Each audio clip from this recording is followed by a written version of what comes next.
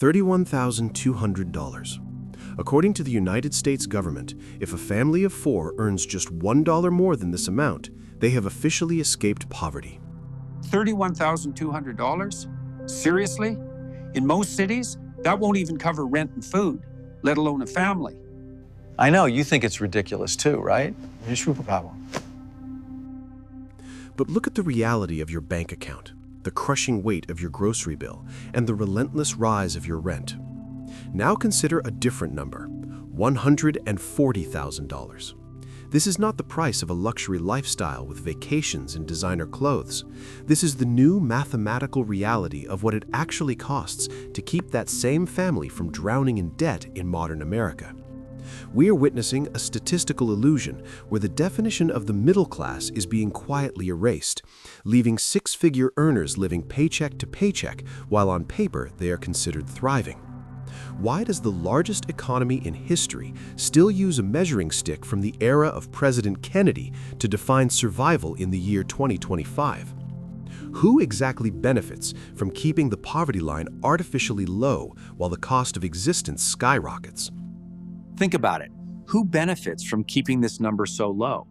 Is it incompetence? Or is it something more intentional?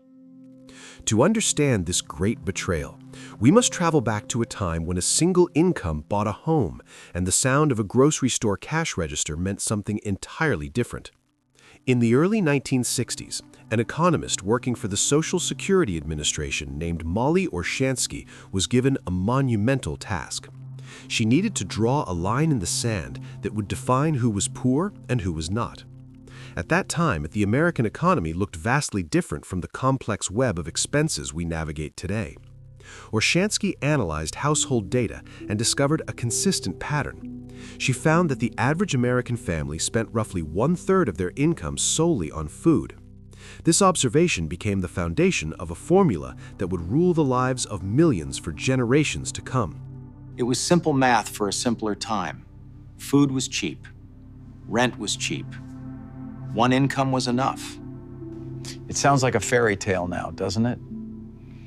Her logic was elegant in its simplicity. To find the poverty line, she calculated the cost of a bare-bones economy food plan and multiplied that number by 3. The result was the official threshold for poverty. It made perfect sense in an era where grocery bills were the heaviest burden on a family budget, while housing was abundant and healthcare costs were negligible. Picture the typical suburban neighborhood of that time, where a single income could secure a mortgage and a full cart of groceries without the aid of a credit card. The formula worked because the world it measured was relatively stable. However, the government took this snapshot of 1963 and froze it in amber. For the next 60 years, bureaucrats adjusted the dollar amount to account for general inflation, but they never dared to question the multiplier itself. They continued to assume that if a family could afford a cheap basket of food, they could automatically afford rent, medical care, and transportation with the remaining 2/3 of their income. They ignored the tectonic shifts that were about to tear the cost of living apart from the cost of food. This refusal to update the underlying logic created a ghost metric, haunting modern policy with the assumptions of a bygone era. We are still measuring the 21st century survival struggle with a ruler designed for a post-war grocery trip. As the decades rolled on, a silent revolution took place in the fields and factories of America that completely inverted the financial structure of the household. The industrialization of agriculture and the globalization of supply chains crashed the price of calories. Through efficiency and scale, the cost of putting a meal on the table dropped dramatically relative to wages.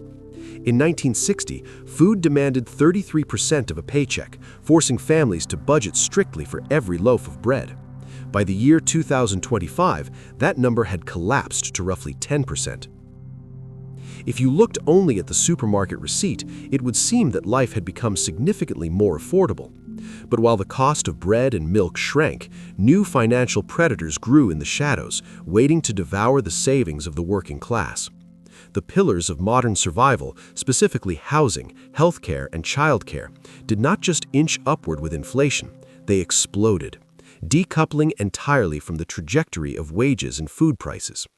Expenses that were once negligible or easily managed have mutated into monsters that now consume 50 to 60% of a household's income. Imagine a pie chart representing your life. The slice of the pie dedicated to food has withered away to a sliver, only to be replaced by the gaping maw of rent and medical premiums that swallow the majority of the chart. We have transitioned from a goods-based economy, where physical items were the burden, to a service-based economy, where the essential infrastructure of life is sold at a premium. This brings us to a critical realization. If we are to be intellectually honest, we must update the variables in the government's own equation. Let us perform a simple experiment using the logic from 1963. Remember, the original formula was based on the single largest expense multiplied by 3. Back then, it was food. Today, for the vast majority of Americans, the single largest expense is unequivocally housing. If rent is the new food, the mathematics of poverty change entirely. Consider that the average rent for a modest dwelling in the United States now hovers around $2,000 a month. That equates to $24,000 a year just to keep a roof over your head, and that is before you pay for a single utility bill or internet connection. If we apply the classic multiplier of 3 to this modern reality of $24,000 in housing costs, the poverty threshold instantly jumps to $72,000. Just look at that number, $72,000. This simple calculation exposes a terrifying truth. The official poverty line of $31,000 is not just slightly inaccurate, it is mathematically irrelevant. It is less than half of what the original logic dictates it should be. By clinging to the price of eggs instead of the price of shelter, the system has successfully hidden millions of struggling families from the official poverty statistics. This calculation proves that the current definition of poverty is practically a hallucination, ignoring the crushing weight of the lease agreement in favor of the price of a gallon of milk. Let us construct a financial autopsy of the modern American family of 4 to see exactly where the money goes. Picture a spreadsheet filling up line by line, representing 2 working parents and 2 children living in an average town far removed from the inflated costs of New York or San Francisco. We begin with the non-negotiable cost of shelter. As we established, the national median rent demands $24,000 a year. This secures a modest roof over their heads, nothing more. But here lies the seismic shift from the 1960s. Back then, one income supported the household while a parent managed the home for free. Today, economic necessity forces both parents into the workforce, which triggers a massive, unavoidable invoice known as childcare. For 2 children, the national average for daycare and after-school programs creates a bill of $32,000 annually. This is a line item that simply did not exist in Molly Orshansky's world, yet today it costs significantly more than the rent itself. Next, we add the cost of keeping these 4 human beings physically well. Between insurance premiums, deductibles, and out-of-pocket expenses, the healthcare system extracts another $15,000 to $20,000. We must assume everyone stays relatively healthy, as one major medical emergency could shatter this delicate balance entirely. To earn the income required to pay these bills, both parents need to commute. 2 modest vehicles, fuel, insurance, and maintenance add $10,000 to the ledger. Then we must include the very basics that Orshansky focused on originally: food on the table, electricity, water, internet for schoolwork, and heat. Even with strict budgeting, utilities and groceries for 4 people consume another $15,000. And finally, before a single cent reaches their bank account to pay these vendors, the government takes its share. Federal, state, and payroll taxes on this level of income strip away approximately $25,000. When you tally these unavoidable costs, the calculator displays a staggering total falling between $130,000 and $140,000. Pause and look at that final sum. It is crucial to understand what is absent from this list. This budget includes $0 for family vacations. It allocates $0 for the latest iPhone. There is no line item for daily coffee runs, no budget for a college fund, and dangerously, no room for retirement savings. This is not a portrait of extravagance or luxury living. It is a portrait of zero-sum survival. $140,000 is no longer the benchmark of the thriving upper middle class. It is the mathematical floor required for a family of four to simply reach the end of the month without sliding into debt. If the mathematics of survival are so obviously broken, why does the most powerful government on earth refuse to fix the calculator? Why continue to use a ruler from 1963 to measure the drowning tides of 2025? The answer does not lie in incompetence or ignorance, it lies in self-preservation. To update the poverty formula would be, quite literally, an act of political and fiscal suicide for the United States government. Consider the first and most terrifying implication, the federal budget. The poverty line is not merely a statistic used for press releases, it is the financial gatekeeper for the entire American social safety net. Dozens of massive government programs, from SNAP food benefits and Medicaid to Head Start and heating assistance, rely on this specific number to decide who gets help and who gets turned away. Currently, the gate is kept narrow, keeping millions of struggling families ineligible for aid because, on paper, they are considered middle class. If the government were to suddenly acknowledge the reality that a household earning $70,000 is actually living in poverty, the floodgates would burst open. Overnight, the number of citizens legally entitled to government assistance would triple. Millions of people who currently scrape by without aid would suddenly qualify for billions of dollars in benefits. The sheer volume of new claims would instantly overwhelm the national treasury, pushing an already indebted system toward immediate insolvency. It is a fiscal apocalypse that no lawmaker is willing to trigger. Beyond the money, there is the optics of power. In the world of politics, perception is reality, and the current poverty metric allows every administration to sell a specific narrative of success. Year after year, presidents stand at podiums and declare that the poverty rate is low, hovering around 11 or 12%. This statistic is used to prove that the economic engine is working. Now, imagine a president stepping onto that same stage and admitting that under the new, accurate formula, the real poverty rate is actually 40%. It would be an admission of catastrophic failure. It would shatter the illusion of the American dream and reveal that nearly half the population is economically underwater. No politician, regardless of their party, is willing to be the one on whose watch the middle class officially ceased to exist. We are watching a desperate performance of statistical theater.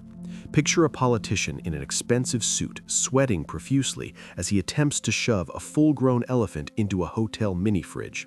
The elephant is the massive, undeniable reality of modern poverty, and the fridge is the tiny, outdated container of the official statistics. He pushes and he shoves, ignoring the trunk and limbs spilling out the sides, just so he can turn to the cameras, smile, and say everything fits perfectly. The government chooses to maintain this absurdity because the alternative is to admit that the system is broken beyond repair. By freezing the formula in the past, they protect the budget and their reputations while leaving the American family to pay the price for their denial. The statistical deception of the poverty line does not merely distort economic charts, it reshapes the biological future of the nation. We see this most clearly in the rise of the demographic known as double income, no kids. Pop culture often paints these couples as selfish hedonists, prioritizing luxury vacations over family. But the economic ledger reveals a much darker truth. For millions of young Americans, remaining childless is not a lifestyle preference, but a calculated survival strategy. They have crunched the numbers and realized that introducing a child into their budget is a financial risk event that would instantly drag them below the real threshold of survival. They are not choosing freedom, they are being priced out of their own biology. This reality breeds a pervasive psychological smog known as burnout, a deep existential exhaustion that comes from running at full speed on a treadmill that is accelerating backward. The modern American worker is statistically more productive, better educated, and works more efficient hours than their grandparents did in the post-war era.